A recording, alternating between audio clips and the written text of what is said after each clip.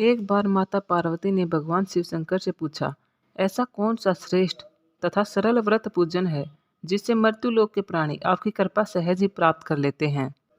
उत्तर में शिव जी ने पार्वती को शिवरात्रि के व्रत का विधान बताकर यह कथा सुनाई।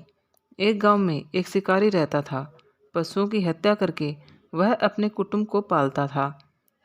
वह एक साहूकार का ऋणी था, लेकिन उसका ऋण समय पर न चुका सका। क्रोधवश साहूकार ने शिकारी को शिव मठ में बंदी बना दिया। संयोग से उस दिन शिवरात्रि थी। शिकारी ध्यान मगन होकर शिव संबंधी धार्मिक बातें सुनता रहा। चतुर्दशी को उसने शिवरात्रि की कथा भी सुनी। संध्या होते ही साहूकार ने उसे अपने पास बुलाया और ऋण चुकाने के विषय में बात की। शिकारी अगले दिन सारा ऋण लौटा देने का वचन देकर बंधन से छूट गया। अपनी दिनचर्या की भांति वह जंगल में शिकार के लिए निकल गया, लेकिन दिन भर बंदी गृह में रहने के कारण भूख प्यास से व्याकुल था। शिकार करने के लिए वह एक तालाब के किनारे बेल वृक्ष पर पड़ाव बनाने लगा। बेल वृक्ष के नीचे शिवलिंग था जो बिल्व पत्रों से ढका हुआ था। शिकारी को उसका पता न चला। पड़ाव बनाते समय उसने जो टहनियाँ तोड़ी वे संयोग से शिवलिंग पर गिरी। इस प्रकार दिन भर भूखे प्यासे शिकारी का व्रत भी हो गया और शिवलिंग पर बेलपत्र भी चढ़ गए। एक पहर रात्रि बीत जाने पर एक गर्भिणी मृगणी तालाब पर पानी पीने पहुंची। शिकारी ने धनुष पर तीर चढ़ाकर ज्यों ही प्रत्यंचा खींची। हिरणी बोली, मैं गर्भवती हूँ, शीघ्र ही प्रसव करूँगी। तुम एक साथ दो जीवों की हत्या करोगे, जो ठीक नहीं है। मैं अपने बच्चे को जन्म देकर शीघ्र ही तुम्हारे सामने प्रस्तुत हो जाऊंगी, तब तुम मुझे मार लेना। शिकारी ने प्रत्यंचा ढीली कर दी और हिरणी को जाने दिया। कुछ ही देर बाद एक और हिरणी उधर से निकली। शिकारी की प्रसन्नता का ठिकाना न रहा। समीप आने पर उसने धनुष पर बाण चढ़ाया। तब उसे देखकर हिरणी ने विनम्रतापूर्वक निवेदन किया, हे पारधी, मैं थोड़ी देर पहले ही ऋतु से निवृत्त हुई हूँ। कामातुर विरहिणी हूँ। मैं अपने पति की खोज में भटक रही हूँ। मैं अपने पति से मिलकर शीघ्र ही तुम्हारे पास आ जाऊंगी। शिकारी ने उसे भी जाने दिया। 2 बार शिकार को खोकर उसका माथा ठनका। वह चिंता में पड़ गया। रात्रि का आखिरी पहर बीत रहा था। तभी एक अन्य हिरणी अपने बच्चों के साथ उधर से निकली। शिकारी के लिए यह स्वर्णिम अवसर था। उसने धनुष पर तीर चढ़ाने में देर न लगाई। वह तीर छोड़ने ही वाला था कि हिरणी बोली, हे पारधी, मैं इन बच्चों को पिता के हवाले करके लौट आऊंगी। इस समय तुम मुझे मत मारो। शिकारी हंसा और बोला, सामने आए शिकार को छोड़ दूं? मैं ऐसा मूर्ख नहीं हूँ। इससे पहले मैं 2 बार अपना शिकार खो चुका हूँ। मेरे बच्चे भूख प्यास से तड़प रहे होंगे।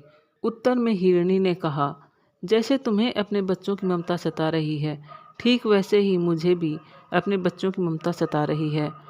सिर्फ बच्चों के नाम पर मैं थोड़ी देर के लिए जीवन दान मांग रही हूँ। ए पारधी, मेरा विश्वास करो।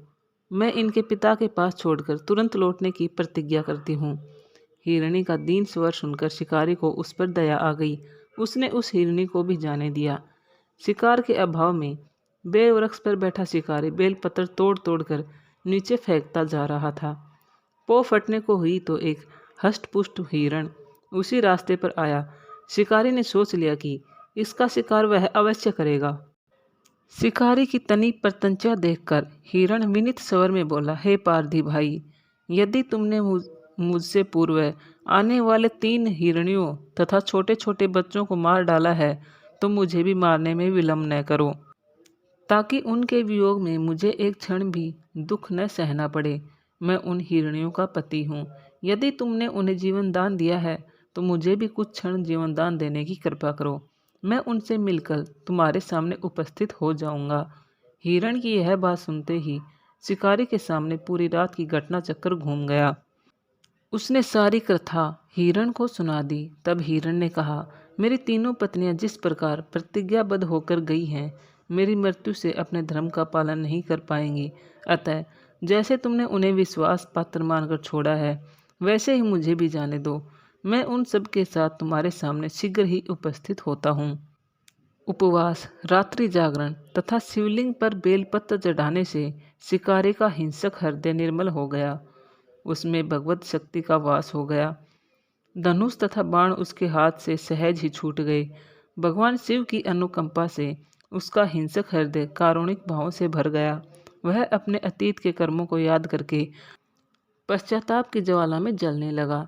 थोड़ी ही देर बाद मृग परिवार शिकारी के समक्ष उपस्थित हो गया ताकि वह उनका शिकार कर सके, किंतु जंगली पशुओं की ऐसी सत्यता, सात्विकता एवं सामूहिक प्रेम भावना देखकर शिकारी को बड़ी ग्लानि हुई। उसके नेत्रों में आंसुओं की झड़ी लग गई। उस हिरण परिवार को न मारकर शिकारी ने अपने कठोर हृदय को जीव हिंसा से हटा सदा के लिए कोमल एवं दयालु बना लिया। देवलोक के समस्त देव समाज भी इस घटना को देख रहा था। घटना की परिणति होते ही देवी देवताओं ने पुष्प वर्षा की। तब शिकारी तथा मृग परिवार मोक्ष को प्राप्त हुआ। दोस्तों, यह कथा यहीं समाप्त होती है। अगर आपको इसी तरह के वीडियो चाहिए तो इस चैनल को सब्सक्राइब और लाइक कर लीजिए। धन्यवाद।